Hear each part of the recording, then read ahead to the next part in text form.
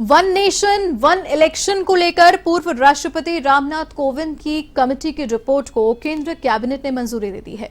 मिली जानकारी के अनुसार सरकार शीतकालीन सत्र में इस पर एक बिल ला सकती है।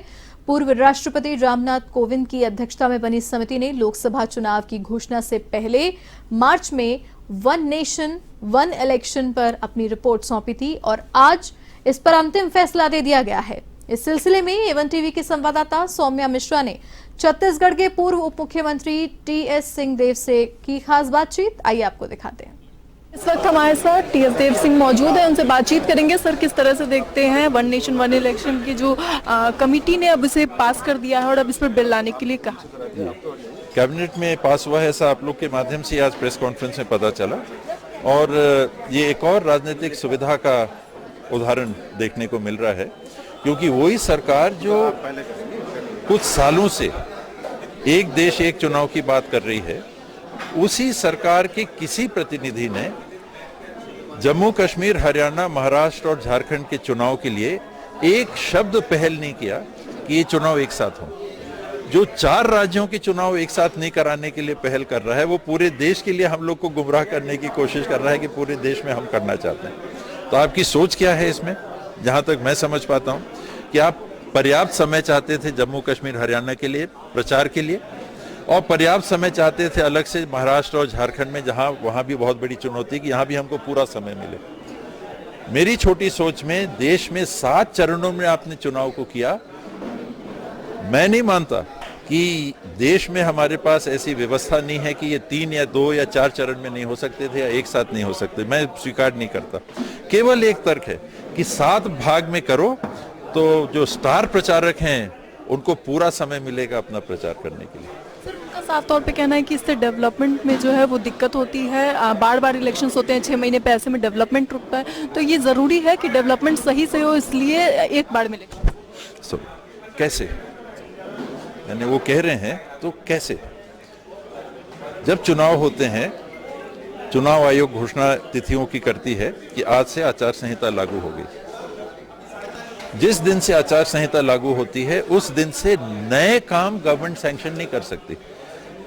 आप बने रहते हो चीफ मिनिस्टर या प्रधानमंत्री पद पे, आप बने रहते हो, लेकिन नए काम सैंक्शन नहीं कर सकते।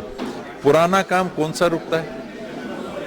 अभी हमारे पार्लियामेंट के चुनाव हुए तो कौन सा देश का विकास का काम रुका? मेरे को एक आप बता दो चुनाव के चलते। अभी तो चुनाव हुए, 4 तारीख को रिजल्ट आए मेरे ख्याल से। कौन सा काम रुका? दिल्ली में एयरपोर्ट में काम चल रहा है, रुका क्या? T1, T2, T3 पता नहीं क्या क्या काम चल रहा है, काम रुक गया था क्या? यहाँ गुड़गांव में मेरे ख्याल से नया एयरपोर्ट बनने का काम चल रहा है, काम रुक गया क्या? नेशनल हाईवेज में काम चल रहे थे, काम रुक गया क्या?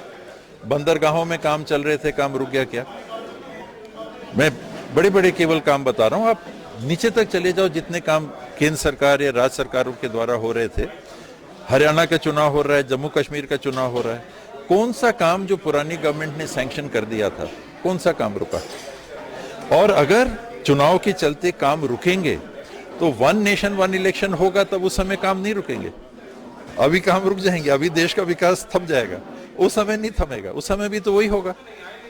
चुनाव आयोग आचार संहिता लागू करेगी और वो कहेगी कि आज से कोई नया काम सैंक्शन नहीं हो सकता, पुराने जो काम है वो चलते रहेंगे। इसके साथ ही आज 7 गारंटियां दी गई और हर जगह पे जहाँ पे भी चुनाव होने वाले हैं वहाँ पे कांग्रेस अपनी अपनी गारंटियां दे रही है। इससे पहले लोकसभा चुनाव में भी दिए थे, तो किस तरह से इसे जमीनी स्तर पर उतारा? इसमें लगता क्या है? बजट, पैसा, आप जो चाहो बोल सकते हो, लेकिन जब आप मैनिफेस्टो बनाते हो, घोषणा पत्र बनाते हो, तो हमारे पार्टी के शीर्षस्थ नेतृत्व का अत्यधिक दबाव है और रहता है कि नहीं, आप देखो कि ये प्रैक्टिकली हो पाएगा कि नहीं। आप रुपए पैसे का हिसाब हमको बताओ कि ये जो आपने घोषणा की है ये कहाँ से होगा, बजट कहाँ से आएगा, पैसा कहाँ से आएगा, कैसे करो, तब ये घोषणा करते हैं। मेरी जानकारी के अनुसार खड़गे साहब ने पूरा 53-54 पन्नों का घोषणा पत्र 1 से ज्यादा बार पढ़ा, पूरा। आज तो 7 बिंदु सामने आए। राहुल जी ने भी जरूर देखा होगा, सीनियर लीडर्स के पास भी गया होगा, चिदम्बरम साहब के पास भी गया होगा, तब वेट होके आज आपके समक्ष प्रस्तुत हुआ।